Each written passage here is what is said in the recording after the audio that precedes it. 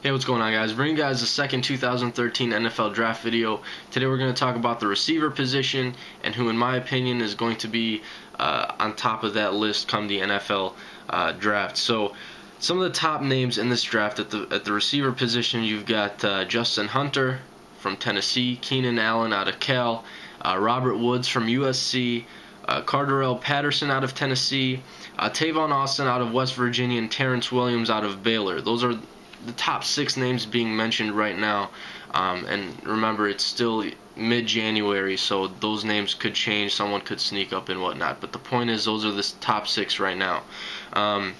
When looking at some of these guys, let me just switch back over. I should have done that in the first place. Justin Hunter, to me, was the guy who's being mentioned early on in the offseason as he's going to be the #1 receiver taken. When looking at Justin Hunter, he had an ACL injury in 2011. He tore his ACL. Coming into his 2012 season, to me, it looked like he lost half his step. And that's never good, but he still produced. He was still a big play threat in that Tennessee offense. But to me, he's a boom or bust pick, and right now, I'm not a huge fan of Justin Hunter being a first-round pick.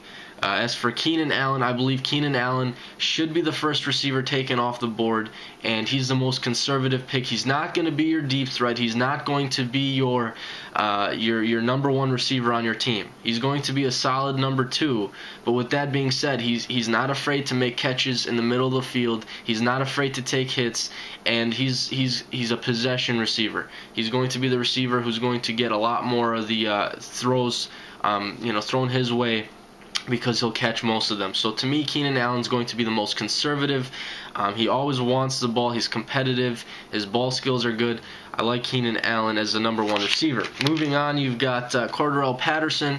Watching tape on Patterson, he was a threat in the return game. His big playability was huge. He's a shifty guy, but I believe his overall receiving game could be worked on. The reason why he's being hyped up is because of his big playability, and it's definitely there. So he's definitely a threat. He can definitely sneak into the first round. That's Cordarrelle Patterson out of Tennessee. Yeah, okay. Moving on, you got Tavon Austin, wide receiver out of West Virginia. I love Tavon Austin. I think Tavon Austin was my favorite receiver. He's got a little bit of Randall Cobb, a little bit of Darren Sproles, maybe even a little bit of Wes Welker all in there. He's definitely that guy who can, big playability written all over him. Shifty, he's a slot receiver, elusive, quick. He fights for yards. His route running is great, and he's also a solid return man. Everything about Tavon Austin is fantastic in my opinion, but obviously it's going to be his size. He's not the biggest receiver. He's actually kind of small. He's 5'8", 173 pounds, which shows you it's a little bit more like that Darren Sproles type. But Tavon Austin, I think, has that big play ability, and that's what I love about him. Moving on, you got Robert Woods, who's taken a little bit of a slip in his draft stock this year, partially due to the loss of his quarterback in Barkley, who was injured in those last 4 games. But Robert Woods, I still think, can get the job done in the NFL. I think he'll probably fall to the 2nd round. He's a guy who I think, in my opinion, can still get the job done. He doesn't fight too much for yards after the catch. I think he's going to be a possession receiver. He'll probably be a sneak up as a #2 receiver. And I couldn't really label him as a deep threat, although he did have some catches where there were deep catches, but not too many of them were. They were all shorter routes. He has good speed, not elite speed. He's a reliable go-to guy, which is why I think he's going to be valuable. That's why I see him sneaking in or dropping in to the 2nd round. And then the last guy being Terrance Williams. At first, he didn't leave too much of an impression on me, but as I watched a little bit more tape, I could see he was more of a deep threat. He was Baylor's #1 in 2012 season, and I think I could see him going anywhere from the late 1st round to mid-2nd round. He's a solid #2. I've mentioned this all throughout this video. All these receivers are solid #2s at best, because this year's talent, I don't really see a solid #1. I don't see that Calvin Johnson or the Andre Johnsons in this draft. So his big playability is there in Terrance Williams. His size is good. He's 6'2", 201 pounds.